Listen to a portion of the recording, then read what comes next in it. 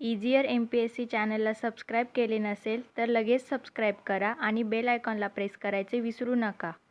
English grammar bye Wren and Martin. Wren आणि Martin यांनी लिहिलेली बुक आपण मराठीतून शिकत आहोत. आजचा आपला टॉपिक आहे पास्ट टेन्स. पास्ट टेन्सलाच भूतकाळ असे देखील म्हणतात. When a verb is use to show that an action was completed it is known as past tense. म्हणजेच एखादी घटना असेल, ती घडून गेली असेल तर ती भूतकाळात घडली असे आपण म्हणतो. They are further sub divided into 4. सर्वात पहिले सिम्पल पास्ट टेन्स म्हणजे साधा भूतकाळ, नंतर पास्ट कंटिन्युअस टेन्स म्हणजेच चालू भूतकाळ, पास्ट परफेक्ट टेन्स म्हणजेच पूर्ण भूतकाळ आणि पास्ट परफेक्ट कंटिन्युअस टेन्स म्हणजेच चालू पूर्ण भूतकाळ. आता आपण एक एक करून हे समजून घेऊया. सर्वात पहिले सिम्पल पास्ट टेन्स म्हणजेच साधा भूतकाळ. The structure of simple past tense म्हणजे सिम्पल पास्ट टेन्सचे स्ट्रक्चर कसे ते आपण बघूया. सब्जेक्ट प्लस वर्ब टू म्हणजेच कर्ता प्लस क्रियापद. आता क्रियापदाचे दुसरे रूप उदाहरण बघूया. I wrote. आय सब्जेक्ट झाला, राईट हे वर्ब झाले आणि वर्बचे दुसरे रूप म्हणजेच व्रोट, तर आय रोट हे झाले सिम्पल पास्टचे statement. The simple past is use to indicate an action completed in the past. म्हणजे सिम्पल पास्ट टेन्सचा वापर कधी करतात तर एखादी ॲक्शन, एखादी कृती भूतकाळात कंप्लीट झालेली असेल तेव्हा. It often occurs with adverbs or adverb phrases of past time. आता हे आपण उदाहरण बघूया. I received his letter a week ago म्हणजे एक आठवड्यापूर्वी मला त्याचे लेटर भेटले.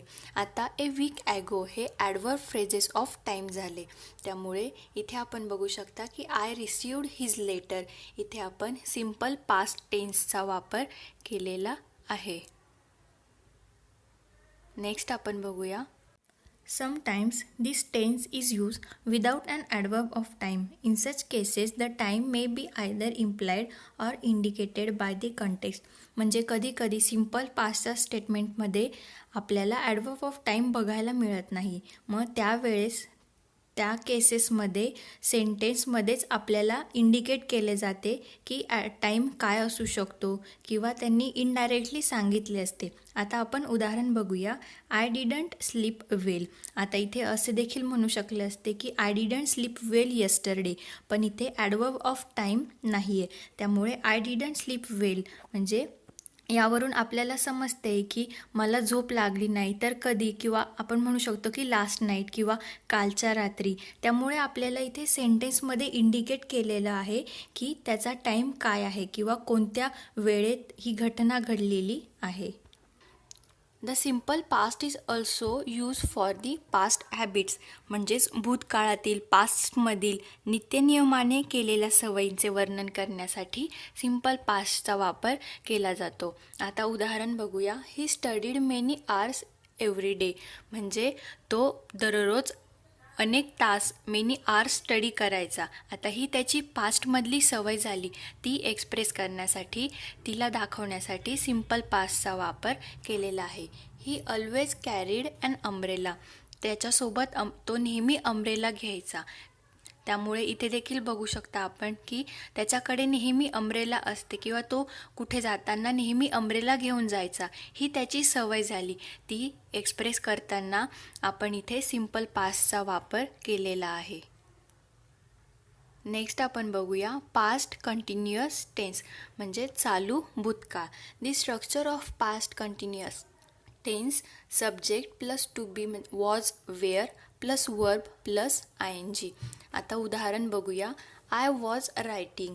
आय झाले सब्जेक्ट, आय नंतर वॉज वेअरमधील वॉज, वर्ब झाले राईट आणि ING प्रत्यय म्हणजेच रायटिंग. आता वॉज आणि वेअरचा वापर कधी करायचा ते आपण बघूया. जेव्हा सब्जेक्टमध्ये आय, ही, शी, इट असेल तेव्हा वॉजचा वापर केला जातो आणि सब्जेक्टमध्ये यू, वी, दे असतील तेव्हा वेअरचा वापर केला जातो. The past continuous is used to denote an action going on at some time in the past. The time of the action may or may not be indicated. म्हणजे एखादी कृती, एखादी ॲक्शन जी पास्टमध्ये चालू होती ती इंडिकेट करण्यासाठी, ती डिनोट करण्यासाठी पास्ट कंटिन्युअसचा वापर करता. त्याच्यामध्ये टाईम ऑफ ॲक्शन म्हणजे ती ॲक्शन कोणत्या वेळेत घडली, कोणत्या टाईमला घडली हे इंडिकेट केलेले असते किंवा नसेल देखील.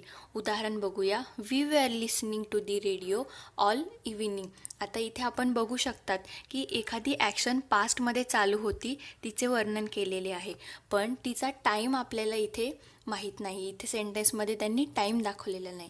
त्यामुळे we were listening to the radio all the evening इथे पास्ट कंटिन्युअसचा वापर केलेला आहे. The light went out while I was reading. म्हणजे मी जेव्हा रीडिंग करत होतो तेव्हा लाईट गेली. आता इथे पण बघू शकतात की ही ॲक्शन पास्टमध्ये चालू होती, त्यामुळे इथे पास्ट कंटिन्युअसचा वापर केलेला आहे. This tense is also used with always, continually, etc. for persistent habits in the past. म्हणजेच पास्ट कंटिन्युअसचा वापर विथ ऑलवेज, कंटिन्युअली यांसोबत केला जातो. केव्हा तर जेव्हा आपण भूतकाळातील सवयींबद्दल बोलत असतो तेव्हा. आता उदाहरण बघूया. He was always grumbling. आता इथे आपण बघू शकतात की हा पास्ट कंटिन्युअस टेन्स आहे, म्हणजे तो नेहमीच चिडचिडा असतो. आता इथे पास्ट टेन्समध्ये आपण ऑलवेजचा वापर केलेला आहे. नेक्स्ट आपण बघूया पास्ट परफेक्ट टेन्स म्हणजेच पूर्ण भूतकाळ. The structure of past perfect tense subject plus had plus verb 3. आता एक्झाम्पल बघूया. I had written. इथे सब्जेक्ट झाला आय, हॅड तसाच्या तसा आणि राईट म्हणजे हे वर्ब झाले आणि वर्बचे तिसरे रूप म्हणजेच रिटन. त्यामुळे I had written. The past perfect describes an action completed before a certain movement in the past. म्हणजे एखादी ॲक्शन आहे, एखादी क्रिया ही पास्टमध्ये म्हणजेच भूतकाळात कंप्लीट होऊन गेलेली आहे, ती डिस्क्राईब करताना आपण पास्ट परफेक्टचा वापर करतो. उदाहरण बघूया. I met him in New Delhi in 1996. I had seen him last 5 years before.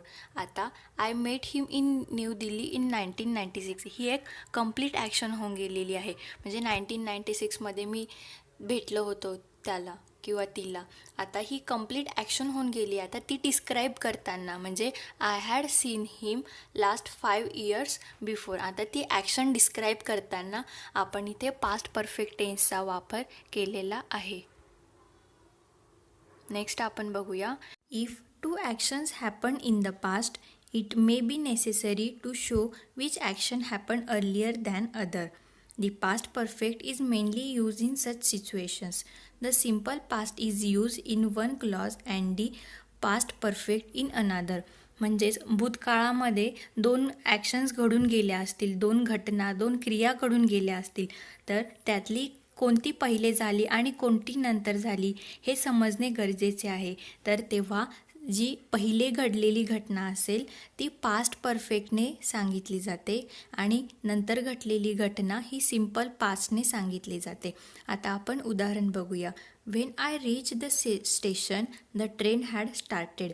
आता आपण इथे बघू शकतात की द ट्रेन हॅड स्टार्टेड म्हणजे ट्रेन आधीच स्टार्ट होऊन गेलेली होती, त्यामुळे ही पहिली घटना आहे. इथे आपण बघू शकतात की पास्ट परफेक्ट टेन्सचा वापर केलेला आहे आणि जेव्हा मी तिथे पोहोचलो ही दुसरी घटना आहे, म्हणजेच when I reach the station.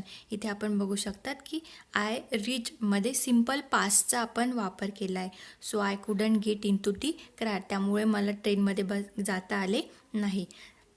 I had done my exercise when Hari came to see me. आता इथे आपण बघू शकतात की मी माझी एक्सरसाइज कंप्लीट केली, मी माझी एक्सरसाइज पूर्ण केली, ही पहिली घटना आहे. इथे आपण आय हॅड डन म्हणजेच आपण पास्ट परफेक्ट टेन्सचा वापर केला आहे. हरी केम टू सी मी इथे आपण सिम्पल पास्टचा वापर केलेला आहे. त्यामुळे इथे आपण बघू शकतात की 2 ॲक्शन्स पास्टमध्ये होऊन गेल्या असतील तर पहिली जी ॲक्शन आहे ती इंडिकेट करण्यासाठी पास्ट परफेक्ट टेन्सचा वापर करतात आणि दुसरी ॲक्शन इंडिकेट करण्यासाठी सिम्पल पास्टचा वापर केला जातो. नेक्स्ट आपण बघूया past perfect continuous tense. The structure of past perfect continuous tense. Past perfect continuous टेन्सचे स्ट्रक्चर कसे ते आपण बघूया. Subject plus had plus been plus verb plus ING. उदाहरण बघूया. I had been writing. आता आय झाला सब्जेक्ट म्हणजेच कर्ता, हॅड बीन जसेच्या तसे आपण लिहिले, वर्ब क्रियापद म्हणजेच राईट आणि त्याला ING म्हणजेच रायटिंग, त्यामुळे I had been writing. The past perfect continuous is use for an action that began before a certain point in the past and continued up to that time. म्हणजे एखादी action आहे ज्याची सुरुवात पास्टमध्ये भूतकाळात झाली आहे आणि ती काही काळापर्यंत कंटिन्यू चालली आहे, तेव्हा पास्ट परफेक्ट कंटिन्युअस टेन्सचा वापर केला जातो. उदाहरण बघूया. At that time he had been writing a novel for 2 months. म्हणजेच त्याने नोवेल लिहायला म्हणजे आधी भूतकाळात सुरुवात केलेली होती नोवेल लिहायला आणि ते 2 महिने त्याने ती कंप्लीट केली. 2 महिने ती ॲक्शन कंटिन्यूड झाली. त्यामुळे आपण इथे बघू शकतात at that time he had been writing a novel for 2 months. इथे आपण पास्ट परफेक्ट कंटिन्युअस टेन्सचा वापर केलेला आहे. तर आपण बघितलेच की पास्ट टेन्स म्हणजे काय, त्याचे 4 डिफरंट टाईप्स कोणते, त्यांचा वापर कुठे केला जातो. जर तुम्हाला हा व्हिडिओ आवडला तर नक्कीच लाईक, कमेंट, शेअर आणि सबस्क्राईब करायला विसरू नका. तुम्हाला व्हिडिओची PDF डाउनलोड करायची असेल तर डिस्क्रिप्शनमध्ये दिलेल्या लिंकवर जाऊन तुम्ही डाउनलोड करू शकतात. थँक्यू.